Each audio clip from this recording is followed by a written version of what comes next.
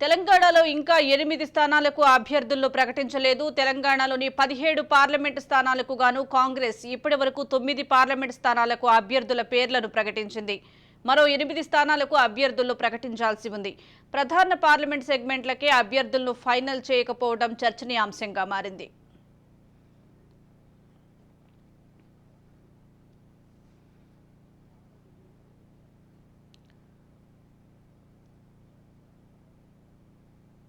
Hyderabad, Warangal, Khammam, Adilabad, Nizamabad, Karimnagar, Bhuvanagiri, Medak parliament సెగ్మెంట్లను అధిష్టానం pending పెట్టింది. ముఖ్యంగా వరంగల్ పార్లమెంట్ సెగ్మెంట్లో అభ్యర్థులు తీవ్రమైన పోటీ ఉంది.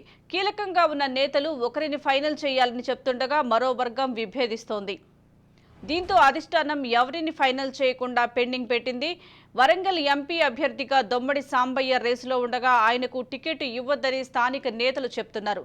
దీంతో ఇటీవలే కాంగ్రెస్ కండువా కప్పుకున్నటువంటి పసునూరి దయాకర్కు టికెట్ ఇచ్చేందుకు పార్టీ నాయకత్వం ఆలోచన చేస్తుంది.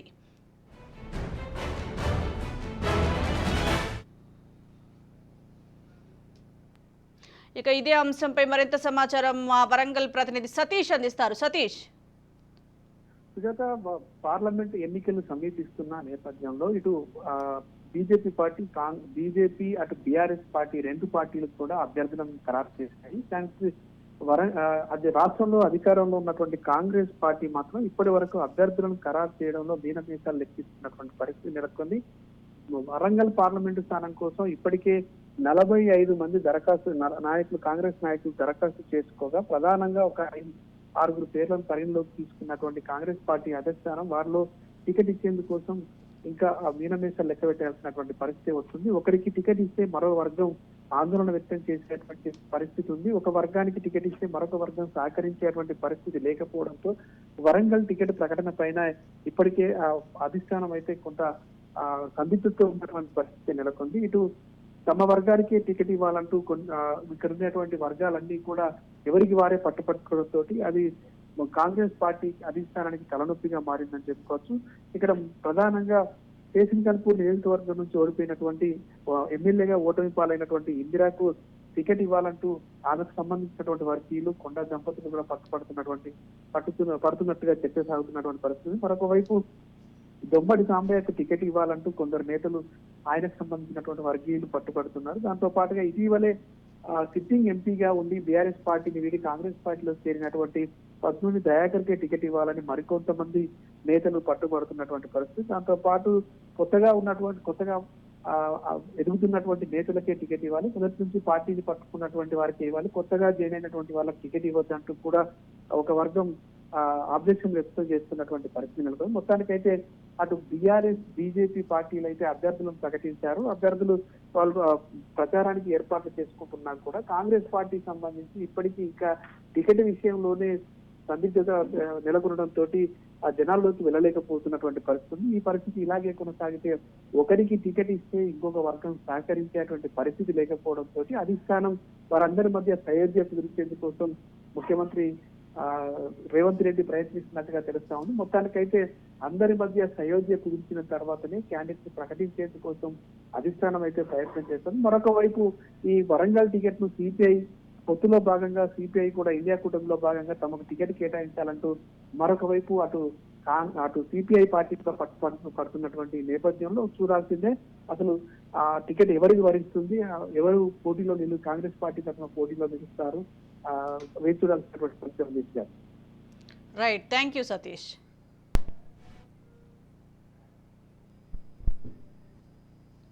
ఖమ్మం పార్లమెంట్ స్థానంలో కాంగ్రెస్ పార్టీలో విపరీతమైన పోటీ నెలకొంది. ఉమ్మడి జిల్లాలో 9 అసెంబ్లీ సీట్లు గెలుచుకోగా ఖమ్మం పార్లమెంట్ సీటును కైవసం చేసుకోవాలని పావులు కదుపుతోంది.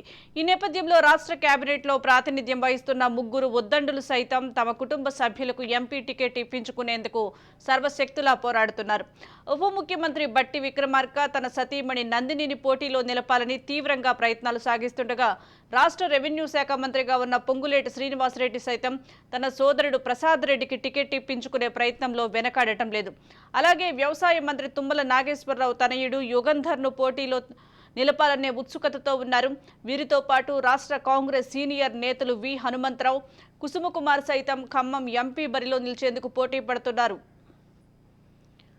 ఇక ఇదే అంశానికి సంబంధించి మరింత సమాచారం మా ఖమ్మం ప్రతినిధి ఉపేందర్ అందిస్తారు. ఉపేందర్, చెప్పండి. ఖమ్మంలో పార్లమెంట్ అభ్యర్థికి సంబంధించి తీవ్ర పోటీ నెలకొన్నట్లుగా తెలుస్తోంది. అధిష్టానం ఎవరిని డిసైడ్ చేసే అవకాశం ఉందంటారు? సామాజిక సమీకరణాలకు కానీ గెలుపు గుర్రాలకే అవకాశం ఉన్న నేపథ్యంలో ఎవరికి ఎక్కువ ప్రాధాన్యం ఇచ్చే అవకాశం ఉందంటారు అధిష్టానం?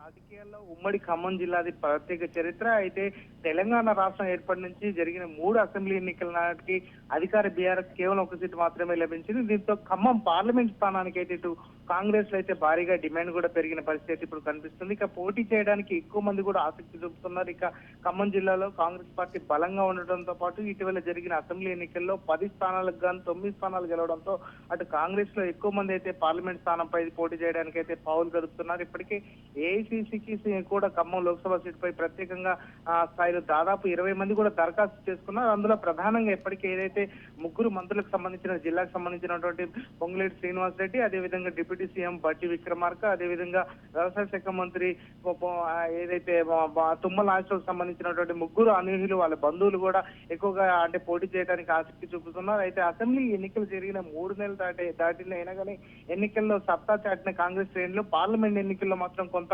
చతికిలబడ్డారని చెప్పేసి మనం చెప్పుకోవచ్చు. ఎందుకంటే రాష్ట్ర వ్యాప్తంగా బీఆర్ఎస్ హవా సాగినా కూడా ఇక్కడ మాత్రం డిఫరెంట్ ఫలితాలు అందించారు. మొన్నటి అసెంబ్లీ ఎన్నికల్లో అధికారంలోకి వచ్చిందంటే దానికి ఖమ్మం కారణం అని చెప్పేసి అటు రాజకీయ విశ్లేషకులు కూడా భావిస్తున్నప్పటికీ మొన్న అసెంబ్లీ ఎన్నికల్లో అటు 9 స్థానాలు గెలిచింది. అయితే ఎంపీ ఎన్నికల ముంగిట మాత్రం కథనోత్సవం కనిపించడం లేదు. ఇటు దీనికి పార్లమెంట్ స్థానంలో పోటీ చేసే అభ్యర్థులు ఖరారు చేయకపోవడమే ప్రధాన కారణంగా తెలుస్తుంది. ఇక అధికార పార్టీలో విపరీతమైన పోటీ కూడా నెలకొన్న పరిస్థితి కనిపిస్తుంది. రాష్ట్ర కేబినెట్ లో ప్రాతినిధ్యం వహిస్తున్న 3 ఉద్దండులు సైతం తమ కుటుంబ సభ్యులకు ఎంపీ టికెట్ ఇప్పించుకునేందుకు అయితే సర్వశక్తులా పోరాడుతున్నారు. ఇటు ఉప ముఖ్యమంత్రిగా ఉన్నటువంటి విక్రమార్క తన సతీమణి నందిని పోటీలో నిలపాలని తీవ్రంగా అయితే కూడా ప్రయత్నాలు సాగిస్తున్నారు. అటు రాష్ట్ర రెవెన్యూ శాఖ మంత్రి ఉన్న పొంగులేటి శ్రీనివాస్ రెడ్డి సైతం తన సోదరుడు ప్రసాద్ రెడ్డికి టికెట్ ఇప్పించుకునేందుకు ప్రయత్నాలు వెనుకాడడం లేదు. అలాగే అటు వ్యవసాయ శాఖ మంత్రిగా ఉన్నటువంటి తుమ్మల నాగేశ్వరరావు కూడా తన తనయుడికి ఏదైతే యుగంధర్కు టికెట్ ఇవ్వాలని చెప్పేసి అయితే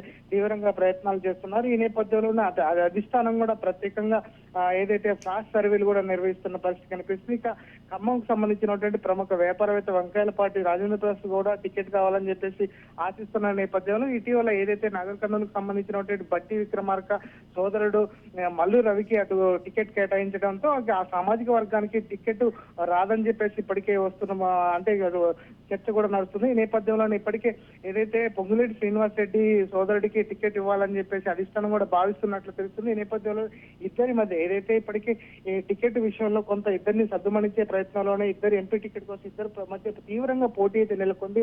ఒకవైపు డిప్యూటీ సీఎం బట్టి విక్రమార్క తన భార్యకు టికెట్ ఇవ్వాలని పట్టుపడుతుండగా మరోవైపు తమ్ముడు ప్రసాద్ రెడ్డికి టికెట్ ఇప్పించుకునేందుకు అటు మంత్రి పొంగులేటి శ్రీనివాస్ రెడ్డి తీవ్రంగా ప్రయత్నిస్తున్నారు. దీంతో ఏ వర్గానికి టికెట్ దక్కుతుందనేది అయితే ఉత్కంఠ అయితే నెలకొన్నది. అయితే ఒక వర్గానికి టికెట్ ఇస్తే మరొక వర్గం నుంచి అసంతృప్తి వస్తుందనే ఉద్దేశంతోనే కాంగ్రెస్ అధిష్టానం మధ్య మార్గంగా అటు ఏదైతే సురేందర్ రెడ్డి ఫ్యామిలీని కూడా రంగంలోకి దించాలనే ప్రయత్నం చేస్తుంది. అయితే ఏదైతే మహబాద్ సంబంధించినటువంటి మాజీ ఎంపీ సురేందర్ రెడ్డి కొడుకు రఘురామ్ రెడ్డిని కూడా పరిశీలిస్తున్నట్లయితే మనకు సమాచారం అందుతుంది. అయితే సురేందర్ రెడ్డి ఇటు పొంగులేటి శ్రీనివాస్ రెడ్డికి చాలా దగ్గర బంధువు కావచ్చు.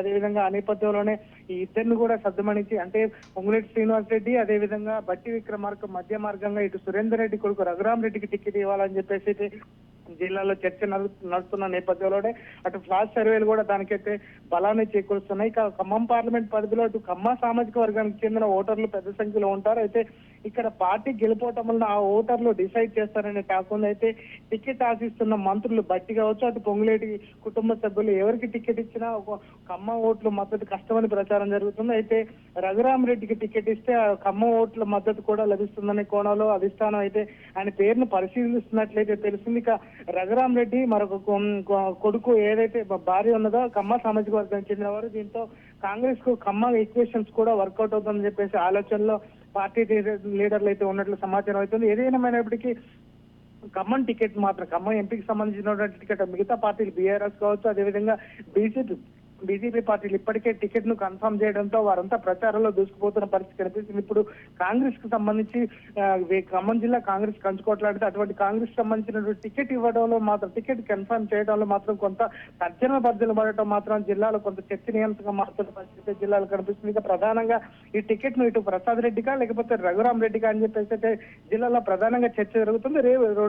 మరో 2 రోజుల్లో మాత్రం పూర్తిగా క్లారిటీ వచ్చే అవకాశం అయితే స్పష్టంగా కనిపిస్తుంది. సుజాత, ఉపేందర్, అలాగే ఖమ్మం నుంచి పోటీ చేసే అభ్యర్థుల జాబితా కూడా ఎక్కువగా ఉన్న నేపథ్యంలో ఎవరో ఒకరికి ఛాన్స్ దక్కితే మిగిలిన వారిని ఏ విధంగా బుజ్జగించే అవకాశం ఉందంటారు కాంగ్రెస్ పార్టీ? వారందరికి సంబంధించి ఇప్పటికే డిప్యూటీ సీఎం సంబంధించిన మల్లు నందరికి టికెట్ ఇవ్వాలని చెప్పేసి డిప్యూటీ సీఎం బట్టి విక్రమార్క పోటీ పడుతున్న నేపథ్యంలో అతని సోదరుడికి ఇప్పటికే నాగర్ కర్నూలు టికెట్ కన్ఫర్మ్ చేయడంతో అయితే అతను కూడా కొంత వెనుకడిగేసే అవకాశం ఉంది. అదే విధంగా ఇప్పటికే మంత్రికి సంబంధించి ఏదైతే మాజీ మంత్రిగా ఉన్నటువంటి, అంటే ఇప్పుడు ప్రధానంగా వ్యవసాయ శాఖ మంత్రిగా ఉన్నటువంటి తుమ్మల నాగేశ్వరరావు తనయుడికి కూడా టికెట్ ఇచ్చే అవకాశం స్పష్టంగా లేదు. ఎందుకంటే ఇప్పటికే ఆ సామాజిక వర్గానికి సంబంధించి ఇప్పటికే మాజీ కేంద్ర మంత్రిగా ఉన్నటువంటి రేణుకా చౌదరికి కూడా అటు రాజ్యసభ సీట్ కన్ఫర్మ్ చేయడంతో ఆ సామాజిక వర్గం కూడా కొంత అంటే వెనుకడిగేసే అవకాశం ఉంది. అదేవిధంగా ఇక్కడ ఉన్నటువంటి చైర్మన్ పదవులు కూడా ఆ సామాజిక వర్గానికి ఎక్కువగా కేటాయించారు. ఈ నేపథ్యంలో ఇప్పటికే రెడ్డి సామాజిక వర్గానికి కొంత ఇప్పుడు పొంగులేటి శ్రీనివాస్ రెడ్డి తప్ప రెడ్డి సామాజిక వర్గానికి సంబంధించిన వాళ్ళు ప్రాతినిధ్యం వహించే అవకాశం లేదు నేపథ్యంలోనే ఇటు రఘురామ్ రెడ్డికా లేకపోతే పొంగులేటి ప్రసాద్ రెడ్డికా అనేది ఏదైతే జిల్లాలో చర్చ జరుగుతుందో ఆ నేపథ్యంలోనే ఏదైతే జిల్లా వ్యాప్తంగా ఉన్నటువంటి మంచి ప్రజాదరణ ఉన్న నేపథ్యంలోనే పొంగులేటి కుటుంబానికి ఈ టికెట్ వస్తుందని చెప్పేసి అయితే అటు ప్రజలు కూడా భావిస్తున్నారు. ఆ దిశగా కూడా ఇటు క్లాస్ సర్వేలు అదేవిధంగా సునీల్ కొనుగోలు టీం కూడా ప్రత్యేకంగా చర్యలు తీసుకుంటున్న, అదంటే సర్వేలు కూడా నిర్వహిస్తున్న పరిస్థితి జిల్లాలో కనిపిస్తుంది. మరి 2 రోజుల్లో మాత్రం పూర్తిగా క్లారిటీ వచ్చే అవకాశం అయితే స్పష్టంగా కనిపిస్తుంది. Sujatha, right, thank you Upender.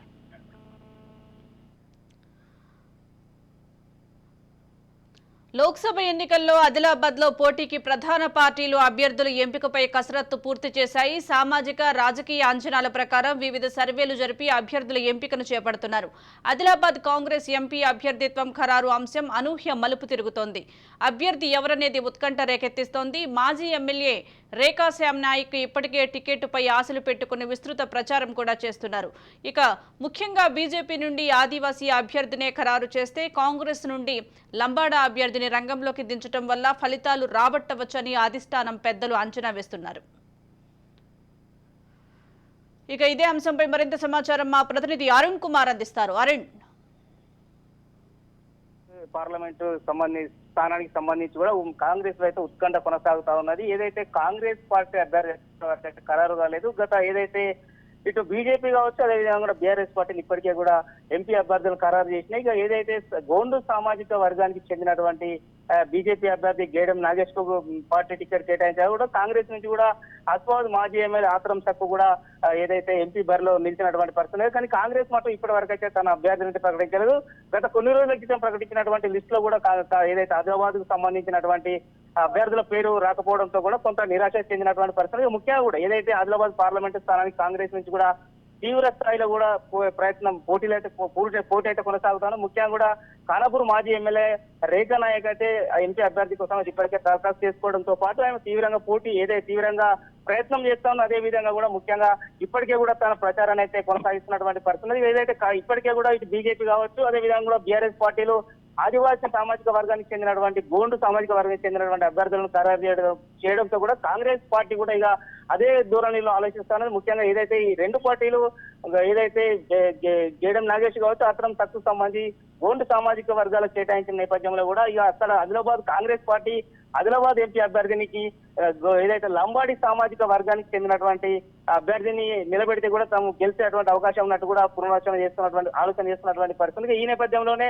ఇప్పటికే కూడా చాలా మంది దరఖాస్తు చేస్తున్నారు. అందులో ఆత్రం సుగుణ ఉన్నది, అదే ఏదైతే గోండు సామాజిక వర్గానికి చెందినటువంటి ఆత్రం సుగుణ ఉంది, అదే విధంగా కూడా లంబాడి సామాజిక వర్గానికి చెందినటువంటి మాజీ ఎమ్మెల్యే రేఖా నాయక్ కూడా పోటీ పడుతున్నటువంటి పరిస్థితి. ఇక ఇప్పటికైతే కాంగ్రెస్ పార్టీ అయితే అభ్యర్థులను ఖరారు చేయకపోవడంతో కూడా కొంత ఉత్సాహం నెలకొంది. ఇప్పటికే బీజేపీ బీఆర్ఎస్ పార్టీలు అయితే తన ప్రచారాన్ని ముమ్మరం చేసినాయి.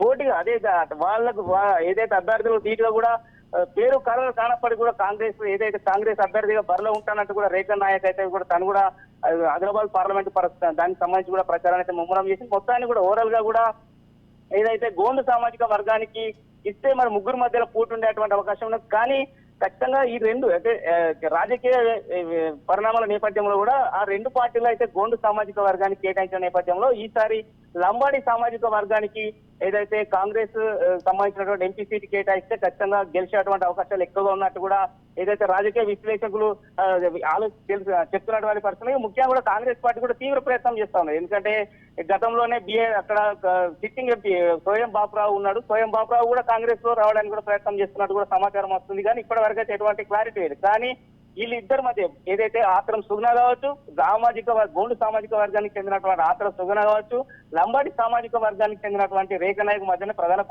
ప్రధానంగా సీటు విషయంలో పోటీ అయితే నెలకొన్నటువంటి పరిస్థితి. కానీ కాంగ్రెస్ అధిష్టానము మరోసారి అంటే మరికొన్ని రోజులలో కూడా ఎందుకంటే లిస్టు రిలీజ్ చేసే అవకాశం ఉన్న నేపథ్యంలో కూడా మరి అటు ఇటు రేఖ నాయక్ కేటాయిస్తుందా లేకపోతే మన ఆత్రం సుగుణ కేటాయిస్తున్న విషయం చూడవలసిన అవసరం ఉన్నది. కానీ లంబాడి సామాజిక వర్గానికి వైపు కూడా కాంగ్రెస్ పార్టీ మొగ్గు చూపుతున్నట్టు కూడా తెలుస్తున్నటువంటి సమాచారం. ఏదేమైనప్పటికీ కూడా ఖచ్చితంగా ఈసారి ఆ సీటును కైవసం చేసుకోవాలంటే లంబాడి సామాజిక వర్గాన్ని సీటు కేటాయిస్తేనే అవకాశం ఉంటుంది, సీటు గెలిచే అవకాశం ఉంటుంది అన్నట్టు కూడా కాంగ్రెస్ పార్టీ ఆలోచన చేస్తా ఉన్నది. Sujatha. Right, thank you Arun Kumar. Congress లో నిజామాబాద్ ఎంపీ సీటు హాట్ కేకులా మారింది. ఇక్కడ అభ్యర్థిని ఏఐసీసీ పెండింగ్ లో పెట్టడంతో ఆశావాహుల చూపు ఈ స్థానంపై పడింది. జహీరాబాద్ ఎంపీ అభ్యర్థిని ఖరారు చేసిన కాంగ్రెస్ అధిష్టానం నిజామాబాద్ ఎంపీ అభ్యర్థి విషయంలో ఆచితూచి వ్యవహరిస్తోంది. నిజామాబాద్ పార్లమెంట్ స్థానంపై టీపీసీసీ, ఏఐసీసీ తీవ్రంగా కసరత్తు చేస్తున్నాయి. రాష్ట్రంలో రెండో విడతలో 5 ఎంపీ సీట్లు ప్రకటించినా అందులో నిజామాబాద్ పేరు లేకపోవడం ఆ పార్టీలో తీవ్ర చర్చకు దారితీస్తోంది. కాంగ్రెస్ నుంచి ఎమ్మెల్సీ జీవన్ రెడ్డి పోటీకి సై అంటున్నారు. అయితే బాల్కొండ నుంచి ఎమ్మెల్యేగా పోటీ చేసి ఓడిపోయిన ముత్యాల సునీల్ రెడ్డి నిజామాబాద్ టికెట్ ఆశిస్తున్నారు. కాంగ్రెస్ తరపున మాజీ ఎమ్మెల్సీ ఆకుల లలిత, మాజీ ఎమ్మెల్సీ అరికెల నర్సారెడ్డితో పాటు పలువురు పోటీ పడుతున్నారు. ఇక ఇదే అంశంపై మరింత సమాచారం మా ప్రతినిధి కిషోర్ అందిస్తారు. కిషోర్, చెప్పండి, నిజామాబాద్ పార్లమెంట్ అభ్యర్థి కాంగ్రెస్ నుంచి ఎవరు పోటీ చేసే అవకాశం ఉందంటారు? అధిష్టానం ఎవరిని declare చేస్తుందంటారు?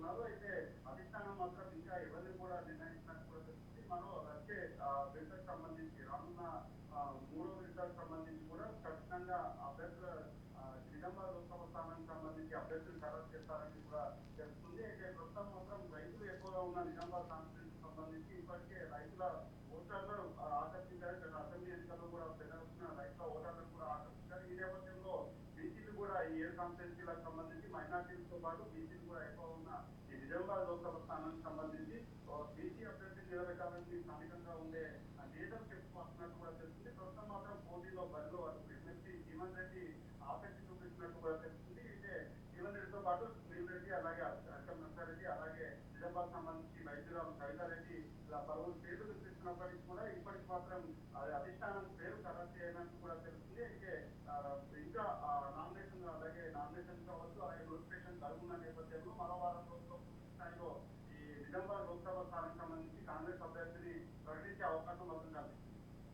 Right, thank you Kishore. Karimnagar Congress రాజకీయాలు హాట్ టాపిక్ గా మారాయి. లోక్సభ ఎన్నికల నేపథ్యంలో కాంగ్రెస్ అభ్యర్థి ఎంపికపై ఉత్కంఠ నెలకొంది. అభ్యర్థి ఎంపిక ఆలస్యంతో సరికొత్త సమీకరణాలు, కొత్త ముఖాలు తెరపైకి వస్తున్నాయి. ఇప్పటికే కాంగ్రెస్ నుంచి టికెట్ ఆశిస్తూ 14 మంది దరఖాస్తు చేసుకోగా హుస్నాబాద్ కు చెందిన మాజీ ఎమ్మెల్యే అల్గిరెడ్డి ప్రవీణ్ రెడ్డి పేరు ముందు వరుసలో ఉంది. మాజీ ఎమ్మెల్యే స్వర్గీయ వెలిచాల జగపతిరావు కుమారుడు రాజేందర్ రావు పేరును కూడా ఢిల్లీకి పంపించారు. ఆ ఇద్దరు కాకుండా చింతపండు నవీన్ అలియాస్ తీన్మార్ మల్లన్న పేరును సైతం పరిశీలిస్తున్నట్లు ప్రచారం జరుగుతోంది. ఇక ఇదే అంశంపై మరింత సమాచారం మా ప్రతినిధి ఫణిరాజ్ అందిస్తారు. ఫణిరాజ్, చెప్పండి, అధిష్టానం ఇటు కరీంనగర్ నుంచి ఎవరిని ప్రకటించే అవకాశం ఉందంటారు? ఇటు సామాజిక సమీకరణాలు కానీ గెలుపు గుర్రాల అవకాశం ఉన్న వారిని ఎవరిని ప్రకటించే అవకాశం ఉందంటారు? నిజం చెప్పాలంటే ఉత్తర తెలంగాణలోనే కరీంనగర్ చాలా కీలకమైనటువంటి లోక్సభ స్థానం. ఇక్కడ నుండి ప్రస్తుతం బీజేపీ ఫైర్ బ్రాండ్ నేత బండి సంజయ్ పోటీ చేస్తున్నారు. మరోవైపు బీఆర్ఎస్ నుండి సీనియర్ నేత వినోద్ రావు రంగంలో ఉన్నారు. గత కొంతకాలంగా జరిగినటువంటి ఈ ఎన్నికలను కనుక పరిశీలించినట్లయితే ఇక్కడ 2 ప్రముఖ సామాజిక వర్గాలు, ఒక ఓసీ సామాజిక వర్గం అలాగే ఒక బీసీ సామాజిక వర్గం చెందినటువంటి నేతలు వరుసగా పోటీ చేస్తూ వస్తున్నారు. ఇటువంటి నేపథ్యంలో కాంగ్రెస్ ఉంది, ఎందుకంటే ఒకప్పుడు ఇది కాంగ్రెస్ కి మంచి బలం ఉన్నటువంటి స్థానం. ఇక్కడ ప్రయోజనాలు చేసినా సరే ఖచ్చితంగా గట్టి పోటీ ఇవ్వాలని అధిష్టానం భావిస్తుంది. ఇందులో భాగంగానే ఇప్పటికే పలువురి పేర్లను పరిశీలించినట్టుగా తెలుస్తుంది. ముఖ్యంగా ఇప్పటి వరకు అనుకున్నట్టుగా 2 పేర్లు అయితే వచ్చాయి. హుస్నాబాద్ చెందినటువంటి సీనియర్ నేత, తనకి సంబంధించినటువంటి అల్గిరెడ్డి ప్రవీణ్ రెడ్డి, అతను గతంలో ఎమ్మెల్యే స్థానం ఏదైతే ఉందో అది ప్రస్తుత మంత్రి పొన్నం ప్రభాకర్ కోసం త్యాగం చేశారు. ఇటువంటి పరిస్థితుల్లో తనకి ఖచ్చితంగా ప్రాధాన్యత ఇస్తారని చెప్పినట్టుగా తెలుస్తోంది. మరోవైపు మరొక సీనియర్ నేత వెలిచాల రాజేందర్ రావు, ఎవరైతే ఆయన తండ్రి కాంగ్రెస్ లో చాలా క్రియాశీలకంగా వ్యవహరించారు, ఆయన కుమారుడికి ఇచ్చే అవకాశం ఉన్నట్టుగా తెలుస్తుంది. అయితే ఈ ఇద్దరి కంటే కూడా కొత్తగా ప్రయోగం చేసినా సరే ఈసారి గెలుచుకోవాలని, ఇక్కడ ఈ స్థానాన్ని గెలుచుకోవడానికి ప్రాధాన్యత ఇస్తోంది. ఇందులో భాగంగా మీడియా నుండి వచ్చినటువంటి తీన్మార్ మల్లన్నకు దీనికి సంబంధించినటువంటి స్థానాన్ని కేటాయించడం ద్వారా కొంత గట్టి పోటీ ఇవ్వాలని భావిస్తున్నట్టుగా తెలుస్తుంది. ఎందుకంటే బీఆర్ఎస్ తన ప్రాధాన్యత కోల్పోయిన తర్వాత ఒక రకంగా చెప్పాలంటే కాంగ్రెస్ నుండి పోటీ ఏర్పడుతుందని అందరూ భావించారు. కానీ ఈ మధ్య జరిగినటువంటి ఎన్నికల్లో అటువంటి పోటీ ఏర్పడలేదు. సో లోక్సభ విషయంలో మాత్రం అలా జరగొద్దు, ఖచ్చితంగా కాంగ్రెస్ నుండి కూడా గట్టి పోటీ ఇవ్వాలని భావిస్తున్న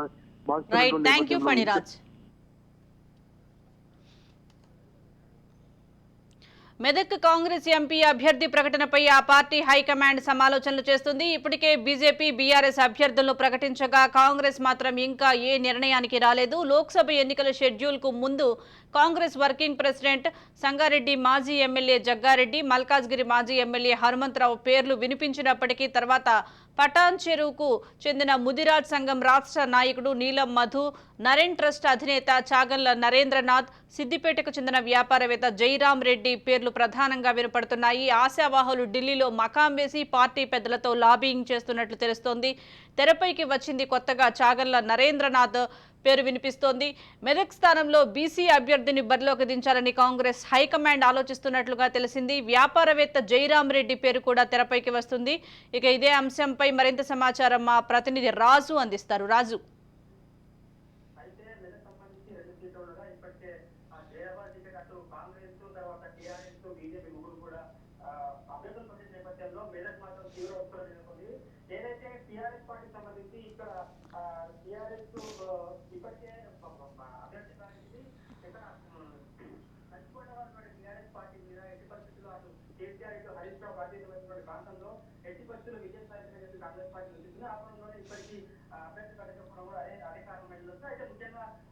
ఇప్పటికే అటు నీలం మధు, అదేవిధంగా అటు నీలం మధుతో పాటు మైనపల్లి హనుమంతరావు, అదేవిధంగా సిద్దిపేటటువంటి జయరాం రెడ్డి, ఇంద్రనారెడ్డి పేర్లు ప్రస్తావనకు వచ్చాయి.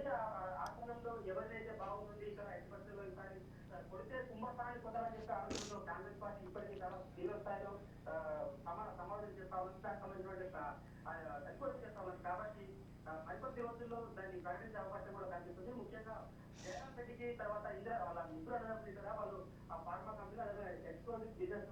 పెద్ద వ్యాపారవేత్తలు మాత్రమే ఇటు ఫ్యామిలీకి ఇవ్వాలని చెప్పి రాష్ట్ర చేస్తుంది. అటు వెంకటరామరెడ్డి డబ్బులు తక్కువ విధంగా అభ్యర్థి కూడా ఉన్నారని చెప్పి కూడా ఇస్తుంది. అయితే మెదక్ సీట్ ఖచ్చితంగా పక్కన చెప్పి ఇప్పటికీ కాంగ్రెస్ పూర్తి స్థాయిలో పాల్గొంటా ఉంది. అటు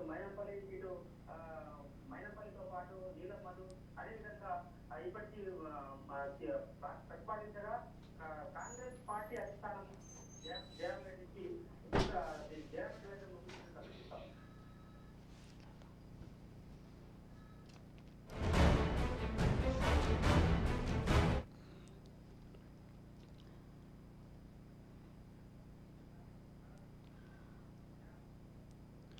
అధికార కాంగ్రెస్ పార్టీలో లోక్సభ స్థానాల కోసం తీవ్ర పోటీ నెలకొంది. గ్రేటర్ పరిధిలోని 4ంటిలో 3పైన పీఠముడి నెలకొంది. దీర్ఘకాలంగా పార్టీని నమ్ముకున్న పార్టీ శ్రేణులతో పాటు కొత్తగా పార్టీలో చేరిన వారు, పార్టీలో చేరని వారు సైతం సీటు కోసం తీవ్రంగా ప్రయత్నాలు చేస్తున్నట్లు తెలుస్తోంది. మొన్నటి వరకు అలీ మస్కతి పేరు వినిపించినా ఆయన సైతం ఇప్పుడు వెనక్కి తగ్గినట్లు సమాచారం. తాజాగా సుప్రీంకోర్టు న్యాయవాది షానాజ్ పేరు తెరపైకి వచ్చింది. All India Azad Congress Party వ్యవస్థాపకురాలు, ఆ పార్టీకి జాతీయ అధ్యక్షురాలుగా కొనసాగుతున్నారు. ఇటీవలే ఢిల్లీలో జరిగిన కాంగ్రెస్ పార్టీ కేంద్ర ఎన్నికల కమిటీ సందర్భంగా తెర మీదకు వచ్చారు. విద్యావంతురాలైన మహిళ కావడంతో పాటు ముస్లిం ఓట్లకు కాంగ్రెస్ ఓటు బ్యాంకు కూడా జత కావచ్చని కాంగ్రెస్ భావిస్తోంది. గత ఎన్నికల్లో కాంగ్రెస్ పార్టీ తరపున పోటీ చేసిన ఫిరోజ్ ఖాన్ మరోసారి ఆసక్తి చూపుతూ ఉన్నప్పటికీ అధిష్టానం మాత్రం ఆయన అభ్యర్థిత్వాన్ని పరిగణలోకి తీసుకున్నట్లు తెలుస్తోంది.